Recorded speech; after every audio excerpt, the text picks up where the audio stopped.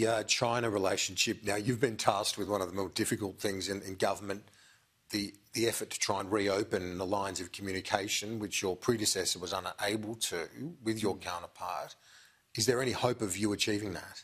Oh, look, it's a challenge. We haven't had a formal Trade Ministers meeting with China now for well over 3 years, but we have a new Commerce Minister now who's just been appointed in China, was appointed around the same time that I was, and I've written to the Chinese Commerce Minister saying that we'd like to constructively engage, and look, I'll wait and see, and as I've said, what we want to do is be proactive, principled and patient, so I'll be patient and wait to see whether we get a reply, because Can you give us an insight into what you said in the letter? Look, I won't go into detail out of respect for the new Chinese Commerce Minister, but there are many ways that we can constructively engage across the trade and investment liberalisation path. So that's what I would like to see, but I won't go into the specific details. Not an easy drafting exercise, though, to put that letter together, given where the relationship is at. Did you reach out to anyone in terms of doing that? Because obviously it's a piece of correspondence of great significance when we can't even get a phone call. Yesterday, the New Zealand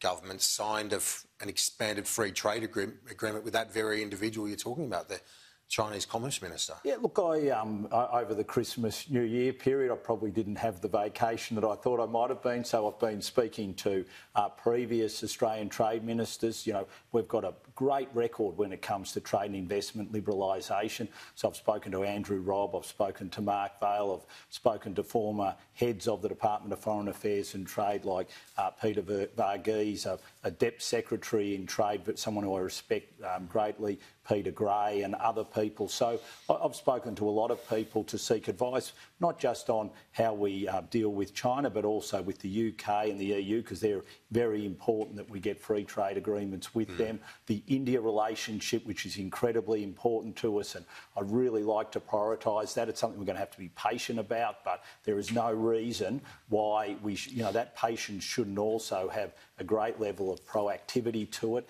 So I've had numerous conversations. Obviously, how we re-engage or engage with the Biden administration is going to be critical as well. So there's a lot for us to do. Vietnam, is a real opportunity for us to build on the great inroads we've been able to make there. So there's a lot of opportunities. Japan, another key ally, another key trading partner. There's a hell of a lot for us to do. So there are opportunities there, Absolutely. But there are also huge challenges. If you look at the China situation, as I said earlier, New Zealand's just signed that expanded FTA. The US still has large amounts of Chinese investment. The EU secured market access for their companies in China and vice versa. Are we out of step with other Western nations? And if so, can we be pragmatic enough to get it back online? Well, if you look at our relationship with China, especially on the trade and investment front, we're ahead of most countries because we put the free trade agreement. We've got the free trade agreement which we negotiated under a coalition government, and it's a very good free trade agreement. And our challenge now is to make sure that we use that free trade agreement that we've got with China to continue to grow the economic relationship in a very constructive way, and that's what I will be seeking to do. It's basically, I guess, just trying to get the face-to-face conversation. But you look at President Xi, his speech to Davos, the Economic Forum, he warned about building circles or starting a new Cold War to threaten or intimidate others. Did you see a bit of irony in those comments? Well, he also spoke about the importance of trade liberalisation and investment liberalisation, and I think what we've got to do is look at the positives from messages like that. We obviously, our whole trade policy is based on trade and investment liberalisation. So what we've got to do is make sure that we can have that constructive dialogue so that we can practice, what we preach, because that's what we want to be doing in Australia. I'm sure that's what President Xi is seeking to do from a Chinese perspective. So let's be constructive in making sure that if we are really pushing for trade and investment liberalisation, that's what we're practicing. You're the Tourism Minister as well now, as well as trade and investment.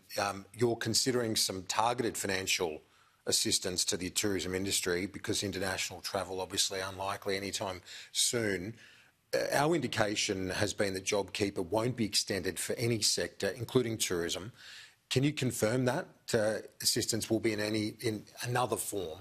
Well, obviously the government is going through the decision-making process around JobKeeper at the moment, and I won't make final decisions for the Treasurer, but everything that the Treasurer has said and the Prime Minister has said has been very consistent that JobKeeper will end at the end of March. So what we then have to look at and see, OK, is there the analysis there, because there is the potential that we might be able to put in place some sort of targeted policies or targeted assistance for those sectors that are still being impacted by the pandemic. So that's one of the things that I've been having discussions with the tourism industry about is, and there's the other issue that we've got to deal with. The domestic tourism has held up pretty strongly in most parts of Australia throughout the pandemic, so it's only those parts of the tourism sector that have really been impacted by the international tourism. So, but do you reassure those people, the mum and dad companies, say in Cairns and other cities where